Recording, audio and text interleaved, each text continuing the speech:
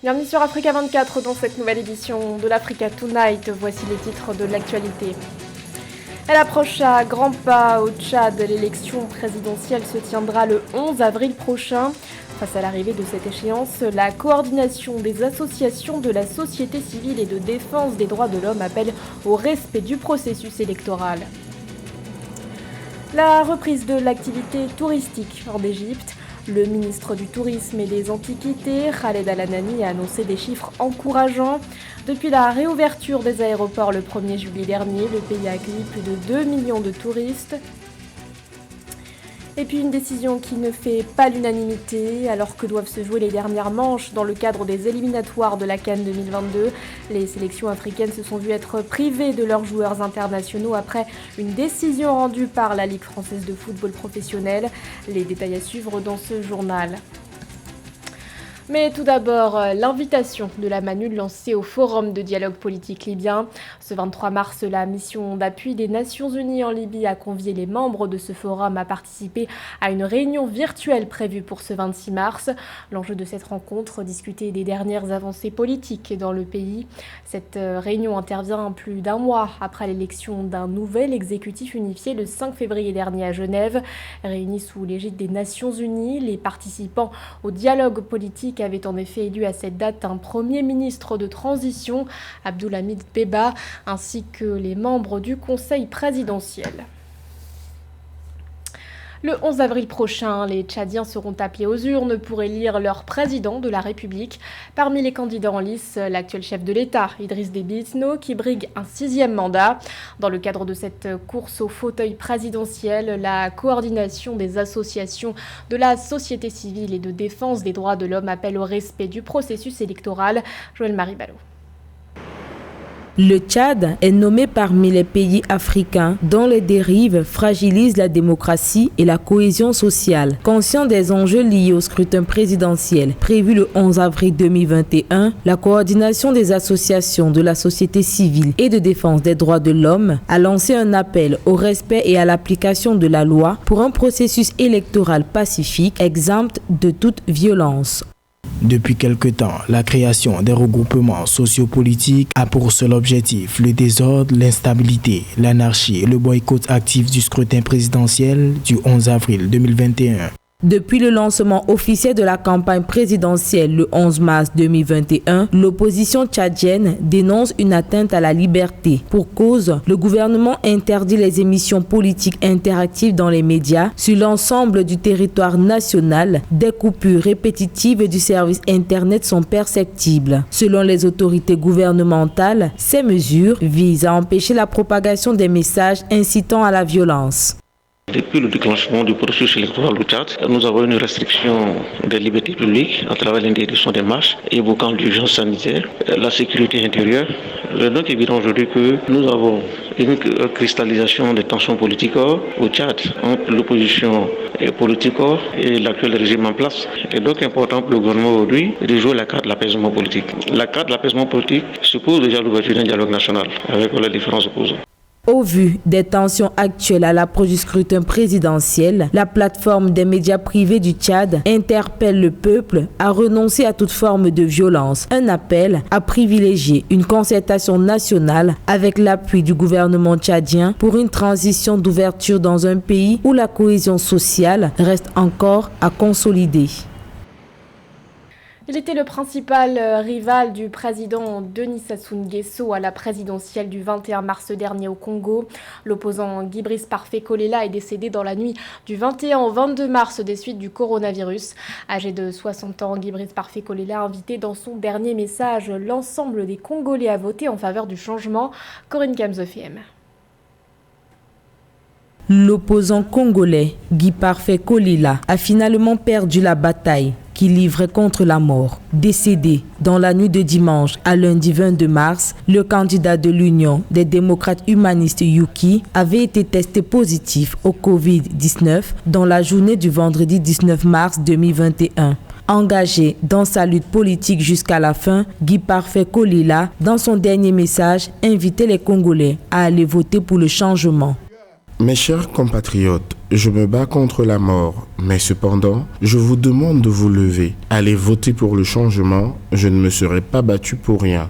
C'est son directeur de campagne, Christian Cyr Rodrigue Mayanda, qui a fait l'annonce de son décès ce 22 mars 2021 alors que l'ex-candidat à la présidentielle était en évacuation sanitaire. Il serait mort dans l'avion médicalisé juste après son atterrissage à l'aéroport du Bourget à Paris à 1h35. Le directeur de campagne précise que l'opposant historique du président Denis Sassou Nguesso était déjà en tête dans plusieurs localités après le vote de dimanche.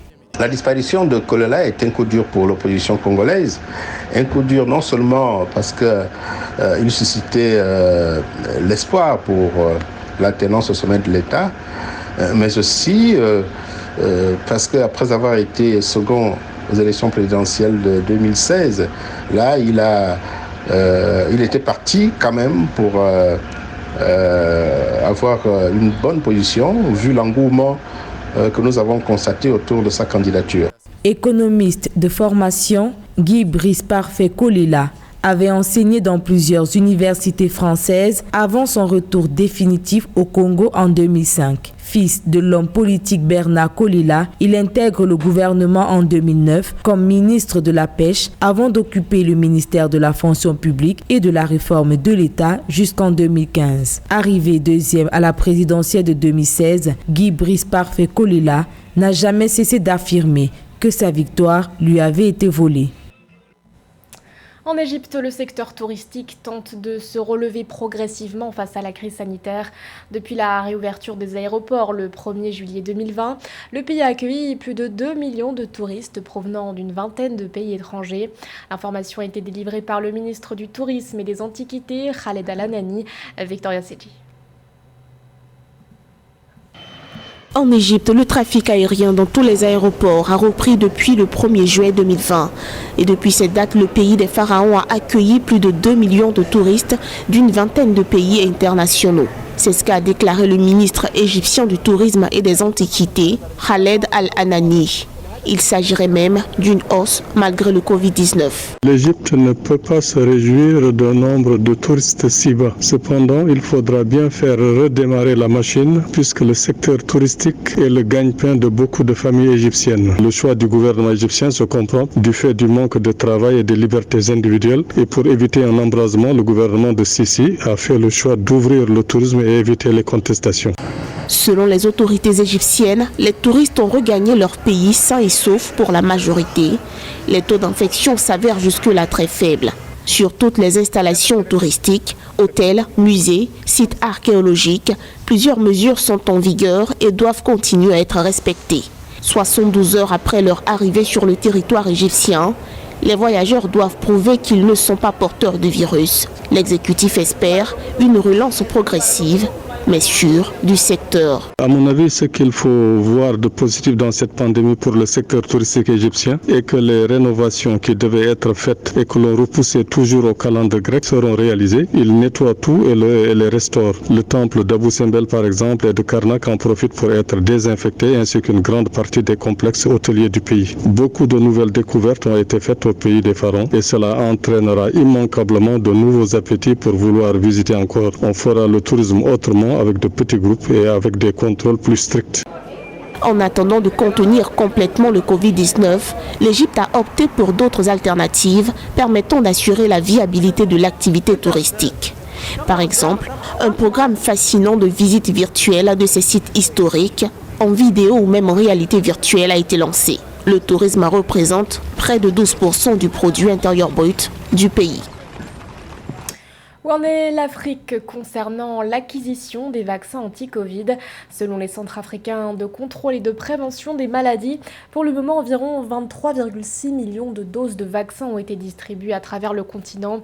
Mais pour vacciner 60% de sa population, l'Afrique aura besoin d'1,5 milliard de doses. Les détails avec Mildred Diamou. L'Afrique fait face à des défis importants pour accéder au vaccin contre le Covid-19, indique le Centre africain de contrôle et de prévention des maladies. Dans son communiqué rendu public le 19 mars 2021, l'institution précise que le manque d'accès au vaccin empêche le continent d'atteindre son objectif de vacciner au moins 60% de sa population afin d'atteindre l'immunité collective d'ici fin 2021. Plusieurs raisons expliquent le manque d'accès au vaccin anti-Covid-19 en Afrique. En fait, dans ces lacunes dont nous pouvons parler des inégalités sociales, la faiblesse de la gouvernance et la politisation de la santé publique, qui sont autant de facteurs de risque pour la population. Il faudra savoir que dès le début de la lancée du Covid-19, la majorité des pays riches disposant des ressources nécessaires pour pouvoir se fournir les vaccins ont préfinancé même les laboratoires capables de fabriquer dans ces vaccins et ainsi ils ont réservé à l'avance des centaines de millions de doses. Alors que le nouveau variant de la pandémie amplifie une deuxième vague plus meurtrière en Afrique, environ 23,6 millions de doses de vaccins ont été distribuées à travers le continent en date du 20 mars 2021, ce qui représente une couverture de seulement 1,7% selon les chiffres de Africa CDC. Il y a quelques stratégies qui ont été mises en place par le gouvernement africain et l'Union africaine pour pouvoir soutenir la lutte et l'obtention des vaccins pour les pays africains. Par exemple, il y a la première initiative qui est le dispositif COVAX. Cette initiative pourrait profiter aux pays africains si elle réussit à obtenir des fournitures de vaccins suffisantes à des prix abordables qui minimiseront la dette. Afin de contrôler la pandémie et assurer le retour rapide de la croissance ainsi que le développement du continent, le Centre africain de contrôle et de prévention des maladies appelle les pays africains à faciliter l'accès rapide aux vaccins sûrs et efficaces. Au 19 mars 2021, le nombre de cas de Covid-19 en Afrique a atteint plus de 4 millions et le nombre de décès s'élevait à 108 998. L'actualité sportive à présent avec la disqualification du Tchad des éliminatoires de la Coupe d'Afrique des Nations 2022. Une annonce faite ce 22 mars par la Confédération africaine de football qui explique que cette décision découle, je cite, de la suspension de la Fédération tchadienne de football par le ministère de la Jeunesse et des Sports du Tchad le 10 mars dernier. À noter que les Sao du Tchad, qui devaient affronter la Namibie et le Mali cette semaine, figuraient à la dernière place du groupe A. Et dans le cadre de ces éliminatoires, les sélections africaines se retrouvent pénalisées, essentiellement en raison de la crise sanitaire. Le 17 mars, la Ligue française de football professionnel a publié un communiqué dans lequel elle annonçait que l'ensemble des joueurs convoqués en dehors de la zone européenne ne pourront rejoindre leur sélection nationale. Une décision qui ne fait pas l'unanimité. Le point avec José Douglas. Plusieurs joueurs africains convoqués pour des matchs en dehors de la zone européenne avec leur sélection nationale durant la trêve internationale ne seront pas libérés et selon les règles du gouvernement français, les clubs de Ligue 1 Uber Eats et de Ligue 2 BKT ont décidé à l'unanimité d'appliquer la circulaire FIFA du 5 février 2021 tenant compte des nombreuses restrictions de déplacement dans le monde. C'est une joie pour les joueurs sélectionnés, qu'ils soient africains ou d'Amérique du Sud comme on a, de répondre à leur sélection et représenter leur pays. Donc je pense que c'est important qu'ils y aillent, qu'ils représentent leur pays dignement. Privés de leurs internationaux, alors que l'avant-dernière manche décisive pour la qualification à la CAN au Cameroun débute ce mercredi 24 mars sur notre continent, certaines sélections sont fortement pénalisées. Je ne comprends pas. Les Français peuvent y aller, pas les Africains. Ce sont pourtant les premiers à aller chercher des joueurs en Afrique, mais les lâcher, c'est plus compliqué. Ils veulent avoir leurs joueurs à disposition pour préparer leur match, surtout qu'on rentre dans la période clé de la saison. On n'a pas fait pression sur eux, mais on demande qu'on respecte les sélections. En France, l'UNFP, Union nationale des footballeurs professionnels, nous a adressé un communiqué où elle interpelle les responsables politiques et écrit, je cite, « L'UNFP partage la légitime incompréhension des footballeurs internationaux, autres que français, de nos différents championnats, appelés à disputer des rencontres hors de l'UE, l'Union européenne, comprend leur détresse, partage leur colère. Certains spécialistes du football français expriment un sentiment d'injustice et pensent qu'il y a un règlement différent pour les sélections françaises et les autres. Des dérogations pour elles et pas pour les autres. Enfin, et le plus virulent dans son discours, Evaïd Alilozic, le sélectionneur du Maroc, il dit « Je suis assez dubitatif sur cette circulaire. Pourquoi fait-on une différence entre les footballeurs africains et les footballeurs européens ?